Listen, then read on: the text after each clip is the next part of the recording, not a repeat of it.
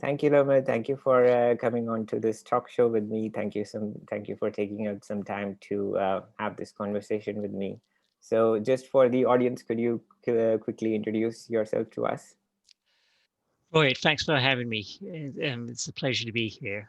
And hi, everyone. My name's Lomit Patel. I head up growth at MView, which is the world's largest avatar-based social networking app. Uh, prior to MView, I have over 20 years of experience working with a number of different startups. I generally head up growth, so my role encompasses everything from how do you acquire customers, how do you get better at retaining customers, and how do you um, monetize those customers. So, I've done all of that, and it's been a fun ride. Some of those startups I've worked at have either gone IPO or been acquired, and the current one that I'm working at right now with MView, we've been seeing a lot of growth, and been able to grow into one of the top grossing apps in the App Store. And the other thing that I have done is I've written a book called Lean AI, which is part of the Eric Ries, the Lean Startup series, and it's one of the um, it was rated as one of the best new releases on Amazon last year, and it really just talks a lot about how companies can use AI and automation to really turn their data into a superpower for growth. So, encourage anyone who's interested, in how to leverage AI and automation to go check out the book, um, Lean AI at Amazon. That's great. That's Yeah, amazing. So, what motivated you to write this book?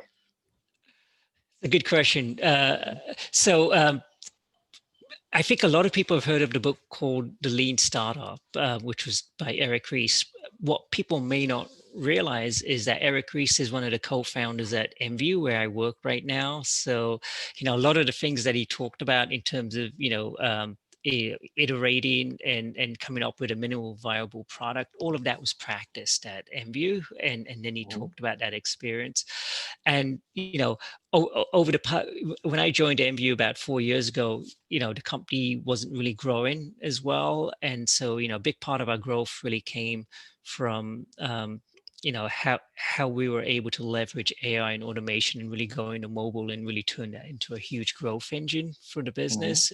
And so, I reached out to Eric just to tell him about the idea, and he really encouraged me that you should actually write this. Would be a good series to add to the Lean Startup. Uh, Yeah, and it's pretty much kind of the next evolution of where the Lean Startup would go, because in this day and age, a lot of the testing and experimentation, all of that definitely. really is going to use AI and automation. So that's Mhm. so that was the impetus, that was the encouragement I needed when you have a co-founder saying that Yeah, you should write a book. You should go write a book. definitely. Wow, that's amazing. And how long did it take for you to finish this book? That's a really good question. What people don't realize is it can be a lot of work writing a book. Definitely, yeah. But what I ended up doing was it actually took me about in terms of pure writing, took me about 6 months to do it. And a big part of why I was able to get it done pretty quickly, I would say, is a couple of things. One was, I was able to work with a well-known publisher called O'Reilly Media. And so when you work with O'Reilly, they actually work with you to really create like a whole book proposal, and it's kind of like building a business plan where you actually have to plan out, what's the book going to be about, and what are going to be the different chapters, and what kind of content would go into the different chapters. So that was really good having that, and Mhm. then creating like a tight schedule. But they had actually given me a year to write it, and what I wanted to do was to try and write it as quickly as possible, because I wanted, because a lot of the content that I was going to write about was things that I was already doing in my day-to-day practice, right? So Okay. so so I that really helped me write the book faster, was Mhm. because I didn't have to go out and do a lot of research, because it was a lot of it was really based on the journey that that I had at MView, and then the second part of that was I tried to figure out some growth hacks on how to write a book fast, and one thing Yeah. that I found actually Hmm. you know is you know is this app called Otter, which is like Okay. a pretty much an audio app where you can talk and it transcribes your words into Oh, into okay. like a Word document.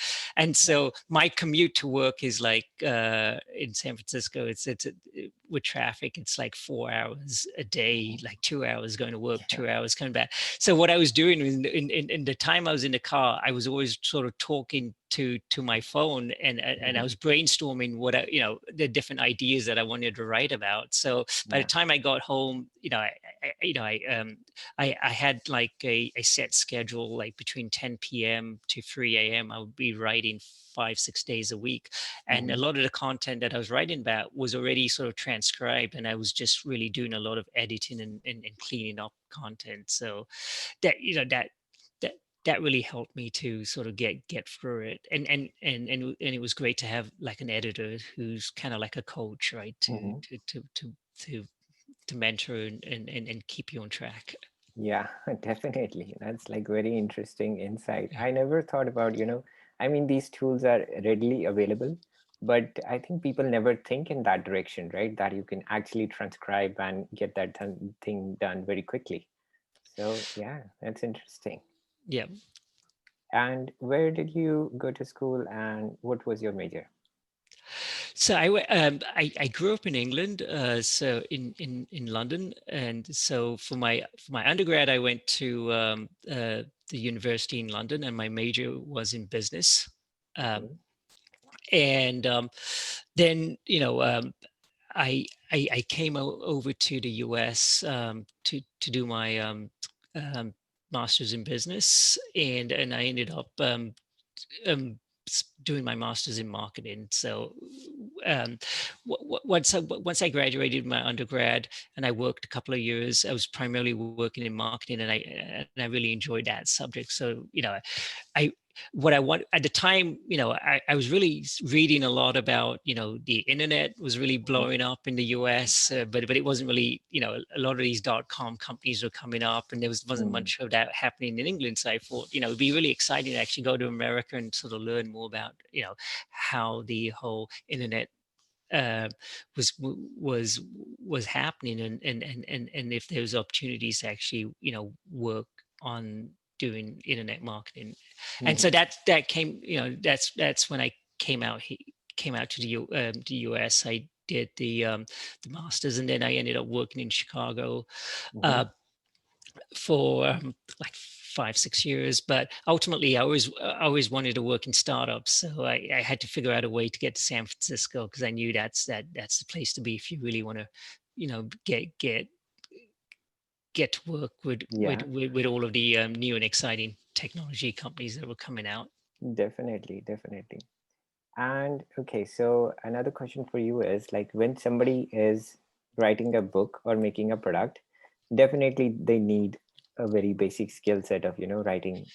And yeah, I understand that. But apart from that, there are a lot of other skill sets also required, like time management, how to approach the publishers, who to approach, what to talk, what to say, how to design everything.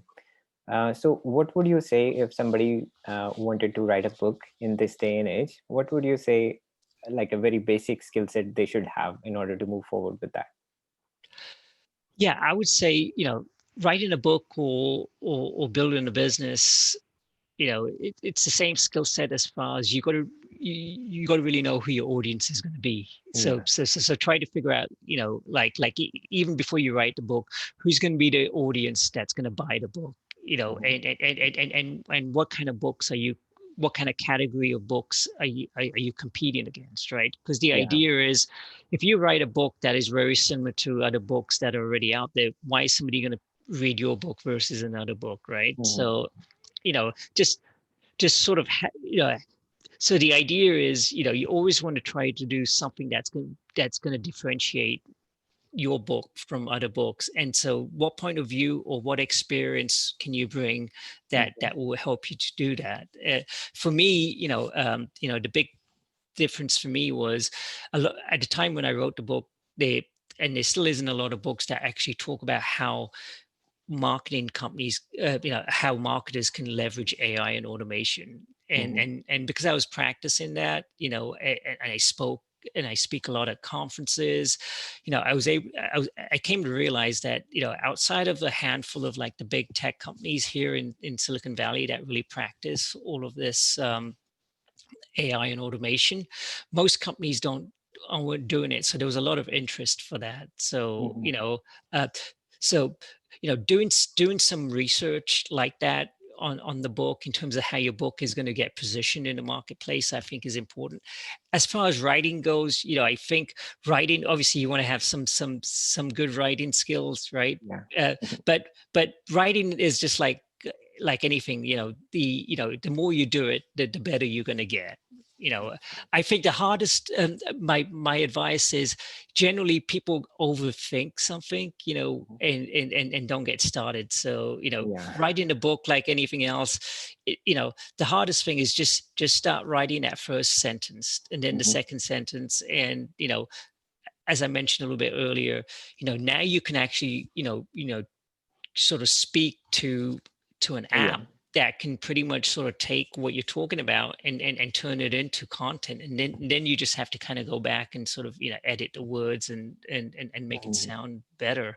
But yeah, I would say, once you've got like a good clear direction on who you're writing for, and are able to sort of map out, in terms of like what is the different content in the book going to be about, Mm-hmm. then, then it's just a matter of just being focused. That's what it comes down to, and being focused and disciplined to just get into a routine to keep doing it, whether you feel like it or not.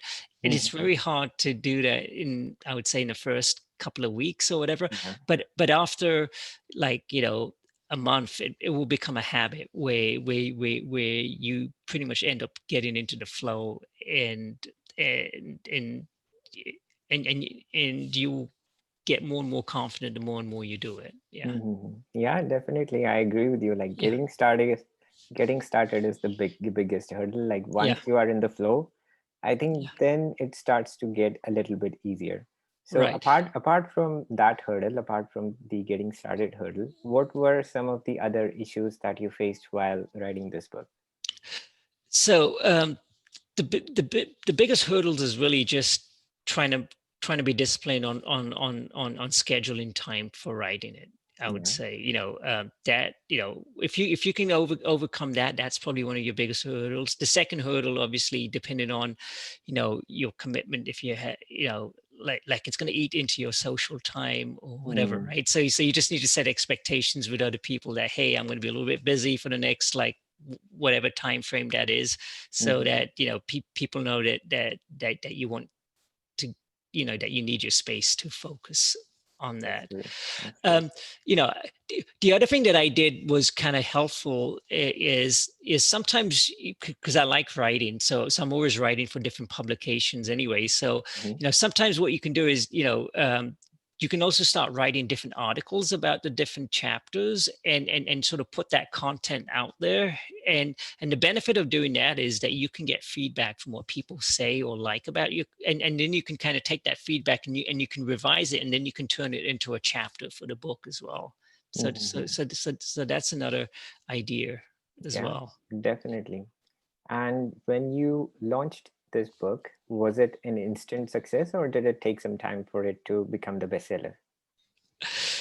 you know uh, my timing for launching this book Mm-hmm. couldn't have been any worse, because I launched, the publisher had it slated to launch, and they couldn't move the launch deadline, which was March 17th, 2020, which was Okay. right in the spang bank of when the pandemic hit, Yeah. right? Yeah. So all the shelter in place and Mm-hmm. lockdowns were happening, because, O'Reilly is a huge publisher, and what I was going to do was a huge book tour where I was going to go speak at a lot of their major conferences and do Mm-hmm. book signings, and that was going to be a big promotion around the book, and all of that unfortunately wasn't able to happen. But what I did was I pivoted, just like you have to in startups. Mm-hmm. You have to sort of, pivot to a different approach. And so my pivot really helped the book to be successful, which was I pivoted to reaching out to a lot of like podcasts, Mm-hmm. and I ended up getting onto a lot of podcasts. So I did a lot of podcast interviews right around when the book had launched. I was writing um, content anyway, and so I continued to write content that got picked up by different publications. Mm-hmm. And then on LinkedIn, one of the things I'm pretty active on LinkedIn, and I'm more, so I've been able to grow quite a lot of followers. And so just reaching out to my community on LinkedIn, and I kept giving them updates about the book. And when the book launched, a lot of the people there went and supported me and bought the book. Mm-hmm. And then the other thing was, people that I try to reach out to people, potential people in the industry, that uh, to seed them with the book. So before the book released, I reached out to some well-known people, and so a lot of them, read the book, and then they gave me endorsements that I could use in the book, as well as referred the book to their network. So that had a good impact. So Mm-hmm. to answer your question, it took, the book launched in March, and I was able to get to the best, the number one new bestseller on Amazon, probably like it took like 4 weeks or 3 weeks. So, Wow. but a lot Pretty of that quick. really, but yeah, but a lot of that really came from making a quick pivot, and then just reaching out to a lot of people, seeding them with books, and just asking them to write reviews. And then on Amazon, the book still has really good reviews, Yeah, positive reviews, and ratings are like 4.6, 4.7 out of 5 stars. So then that really helps, because Amazon organically promotes the book too. So I think all of that, it really helped. yeah, Yeah. definitely. So, I was going to say one thing though. What people don't realize is, for the most part, it's really up to the author, to, you could write a great book, but a book's not going to sell itself. So you have to mm, get good at trying to, help promote it yourself. Yeah. correct, correct. So when you're not writing books and when you're not working, what do you do in your free time? In my free time, I I used to love playing sports a lot. So I've always played soccer or football, depending on what you call it. In England we call it football. Yeah. In the US they call it soccer. Mhm. But I played that competitively through school, through college, and I used to play in leagues. Uh, but I don't play that anymore, because I got pretty badly injured once, and I Oh. recovered. Yeah, Mhm. but now what I do in my free time, I still like to keep fitted. So I'm either like hiking, biking, you know, one thing that I've actually got more into during the pandemic was more around mental health, Mhm. in terms of like getting more into like meditation and breathing, and trying some yoga. So I'm pretty big on self care. I like to Yeah, I like to make sure that I'm taking good care of myself, because I know if I'm not in peak condition, then I can't give my best to any other area of my life. So definitely. that, and then the other thing that I used to love cooking. I stopped that, but now that I don't have to do all this travel, commuting, Mm. or traveling for business, I took up cooking again, and that's been fun. Just spending more time, with my family, and Yeah, just doing family activities and stuff like that. that's nice. That's Yeah. really nice. So, could you share an important lesson that you learned from life? Just any life lesson that you feel like it's worth sharing with other people as well? Yeah. So for me, you know, I, the best life lesson that I've learned is that we all get to define what success and failure is. Mm-hmm.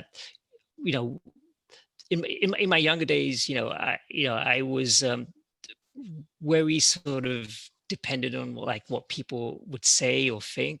And the reality is, you're never going to be able to please all of the people all of the time. So, it's kind of a losing battle to kind of have your, sense of like value based on what other people say That's about you, true. right? Yeah. And so, you know, what what I've come to appreciate is that, eh, you know whatever you do in life, you really get to define whether it's a success or failure. So, Mhm. instead of being scared of trying something new, try it, because Mm. you're always going to learn something from that.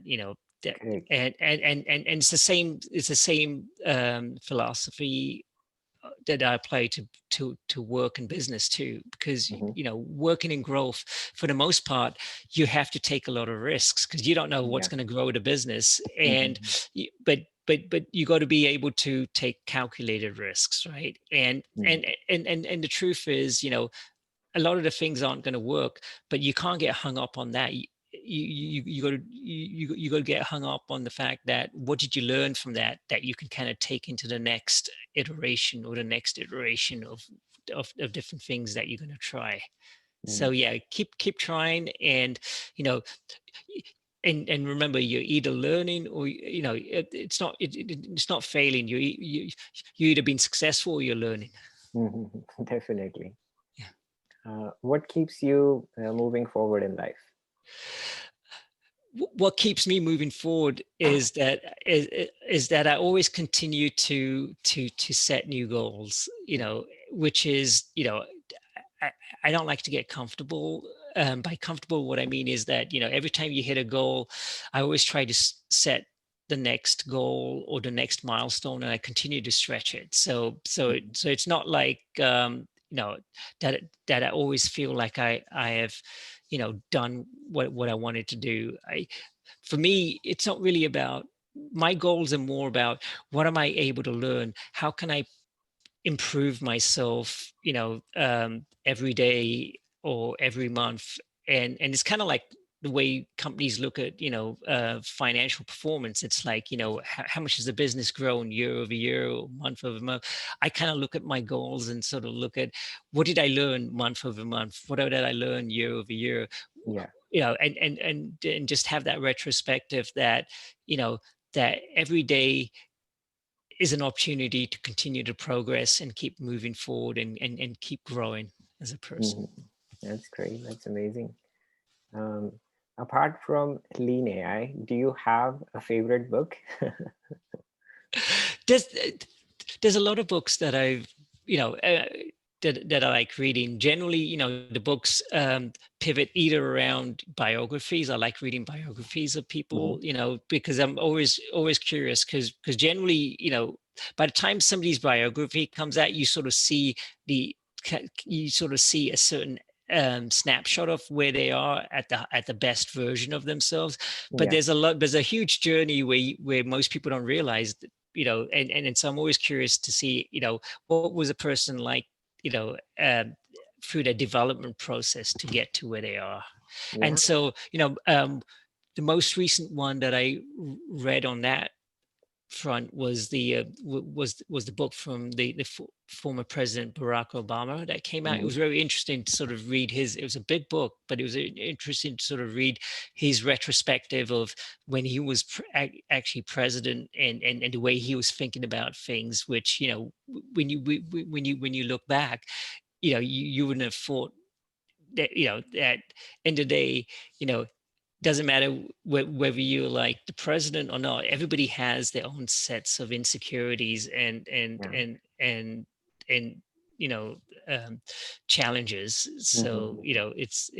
everybody has no life is perfect. Every life is full of problems, but it's the question is, how do you overcome those problems, right? So This is true. I would definitely recommend that. Would be one book. Another book um, was called, and it was written by a friend of mine, Eric Coleman. It's called the Focus Project. I think it's Hmm. called the photo. I think it's the Focus Project. Actually, I Hmm. have it here. Yeah, it's the Focus Project. Okay. That one's a really good book, because I feel, one of the things people need to really, if you really want to be successful, you have to get a good handle on how you manage your time. And the biggest thing is everybody's competing for your attention. So the better you can get at really increasing the way you can focus on something, the it will really make a huge difference to how successful you can be in your life. So Mhm. being able to manage your time. So Yeah, that's another book that I would recommend. that's great. Do you have a pledge for 2021? My pledge for 2021 is the same for every other year. I don't really believe in setting New Year resolutions or anything, because resolutions are pretty much like temporary goals, the way I Hmm. see it. My resolution is to continue to keep building powerful habits. And so Okay.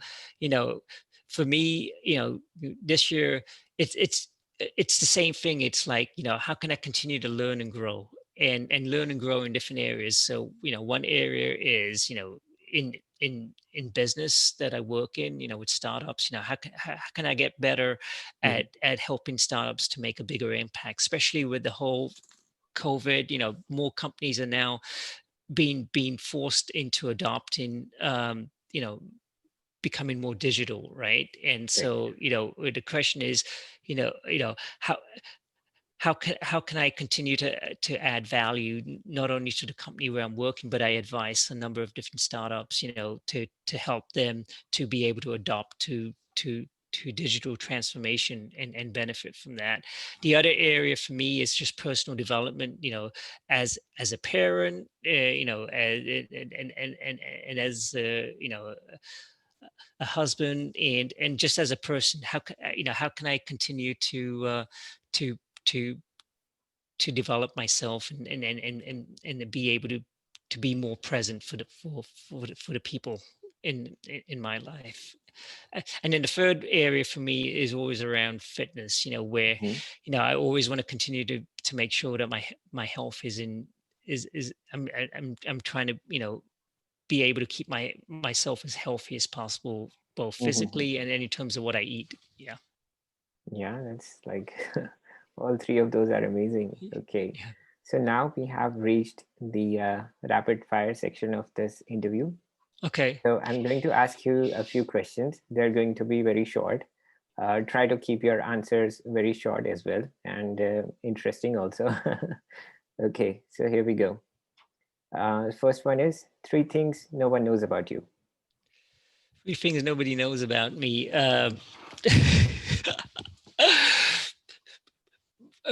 Most people probably don't know that I was actually born in East Africa, Oh, in okay. Malawi.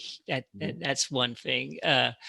Second thing most people probably don't know about me is, I don't know if you remember when I told you I had a serious injury playing soccer. I Yeah. I, I broke my leg, my tibia and fibia in a Oh game, my God. and my leg was literally hanging out. But I was able to come back from that, and I'm fully recovered. That's great. The the third thing people probably don't know about me, is that, when I moved to the US, and I was done with grad school, you know, getting my first job was pretty challenging. Yeah. I was living in St. Louis at the time, and then I moved to Chicago. But in Hmm. between that, I literally had run out of money, so I was living out of my car. I was like Mm. homeless for a little bit. Oh, Yeah, well, that's extreme. Like you yeah, and that situation and now it's like yeah, amazing difference. That's yeah. great. Happy for you. Thanks. What's the craziest thing someone has done for you? Craziest thing someone has done for me. For me, I would just say, probably just being married to my wife. Okay. She knows how to make every day sort of fun for me. Yeah, Hmm. yeah. That's great. What's the one thing that you would like to change about yourself? One thing I like to change about myself, when I was younger, I was hoping I could have been a little bit taller, but but but now, I feel, if there's one thing I could sort of change about myself, I just Mhm. want to make, it's it, I, it's pretty much, just continue to to to not, hold back from going after your dreams. And I think Mm. I'm doing a better job of that. But the truth is, we all sort of still have that sense of fear, right, in us. Mhm. And so, it's about, just believing even more in myself. Yeah. That's a great answer. Yeah. What's your spirit animal? My spirit animal. Yeah. It's a good one. Mhm. I would say, like, uh, ideally it would be like a lion, because lions are brave, right? So Yeah. that's what I strive for, Okay. being brave. Mhm. Okay. A rumor about you that you wish were true. Oh, that was some big, famous soccer player. Okay. Nice. What's the easiest way to piss you off? The easiest way to piss me off, I've kind of gotten better, but I think the question is basically pet peeves, right? Mhm. I'm usually a stickler for time. It's like, Mhm. if you make a time or an appointment, then just try to be on time, because otherwise it shows that you just don't have Mhm. any respect for somebody's time, right? That's true. That's true. I hope I started today's meeting on time. You sure did. Okay, good. Now you have to rate yourself from 1 to 10 on the following, and 1 being the lowest and 10 being the highest. Okay. So first one is quick learner. Quick learner, I would say probably about 7 or 8. Yeah. Okay. Book enthusiast. About the same. Like, I love reading, like Hmm. 7 or 8. Okay. As a leader. As a leader, I would say, about 7. Yeah, Mhm. I think, because my take is on leadership. You know, there's always room for improvement. That's true. And Mhm. it really depends, because depending on, there's different situations. You got to be able to adapt as a leader, Mm. right? Yeah. Yeah. As a friend. As a friend, I would say pretty high, like 7 or 8. Okay. A husband. Again, I strive to be like 7 or 8, but I don't know where Okay. my wife will put me. As a parent. As a parent, I think, 6 or 7. Especially during the pandemic, I've been able to get more time to spend with my kids, and I think that's been a blessing. Mm. Okay, that's nice. Okay, so that was our last question of the rapid fire round. So we're done with that. And before we sign off, I have one last question for you. Can you recommend 3 other C-level executives? They could be CEOs, CTOs, or CFOs, or anyone who owns a company, has a product, or has started a business, maybe in the past, maybe in the present. Anyone, any 3 people. Um, any free people, for like people that I know personally, or people that could come on the show, kind of thing. People who, yeah, sorry, I didn't complete the Yeah. question. People So, for this interview. oh, okay. Yeah.